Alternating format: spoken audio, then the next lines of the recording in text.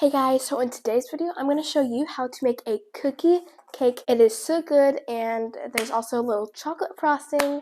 So let's get into the video. Let's start off with the dry ingredients. Add in some all-purpose flour, baking soda, and salt. I'm just going to give this a quick little mix, and I'm going to set it off to the side. To our large bowl, I'm going to add in 1 stick of softened butter, white sugar, and brown sugar.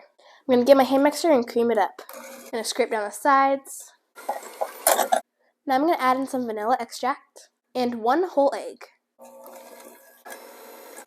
Scrape down the sides, add in some of our dry mixture, and the other half.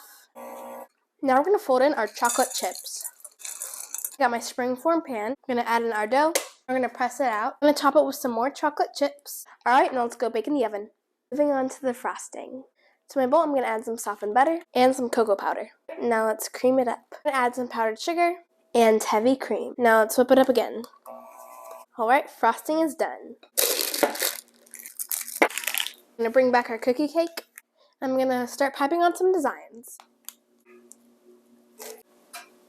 Top it off with some sprinkles. And we're done.